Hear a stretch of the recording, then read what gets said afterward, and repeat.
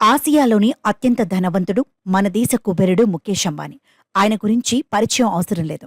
అత్యంత సాధారణ వ్యక్తుల నుంచి అపర కుబేర్లుగా ఎదిగింది అంబానీ కుటుంబం. ఇండియాతో పాటు అనేక దేశాల్లో అంబానీలకు వ్యాపారాలున్నాయి.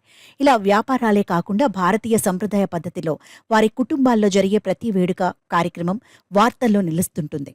అందరి దృష్టిని ఆకర్షిస్తుంది. ముఖేష్ అంబానీ చిన్న కుమారుడు అనంత్ అంబానీ వివాహం ఈ ఏడాది జూలై 12న ముంబైలోని బాంద్రా కుర్లా కాంప్లెక్స్లో అత్యంత వైభవంగా నిర్వహించారు. అంతర్జాతీయ, రాజకీయ, వ్యాపార రంగ ప్రముఖులతో పాటు అగ్ర సినీ తారలు కూడా వీరి పెళ్లి వేడుకకు తరలిరాగా అనంత్ తాను ప్రేమించిన రాధికా మర్చెంట్ మెడలో 3 ముళ్లు వేశాడు. అంతకుముందు అనంత్ అంబానీ, రాధికా మర్చెంట్ల నిశ్చితార్థంతో పాటు పెళ్లి వేడుక కొన్ని వారాల పాటు అత్యంత గ్రాండ్గా జరిగింది. ఈ వేడుకల్లో ప్రతి ఈవెంటు వార్తల్లో ప్రథమంగా నిలిచింది. ఎంగేజ్మెంట్ నుంచి పెళ్లి వరకు సంప్రదాయబద్ధంగా నిర్వహించిన ప్రతి ఘట్టం దేశమంతా వార్తల్లో నిలిచింది.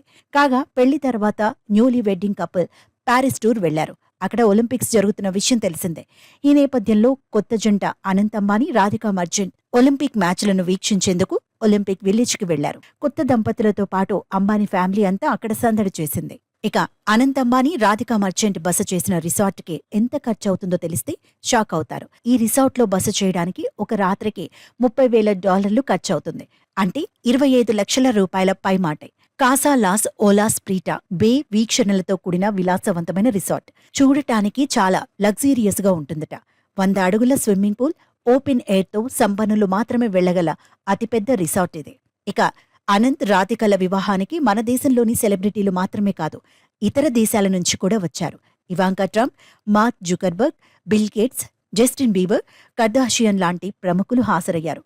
అనంత్, రాధిక వివాహానికి దాదాపు 5,000 కోట్లు ఖర్చు చేసినట్లు సమాచారం.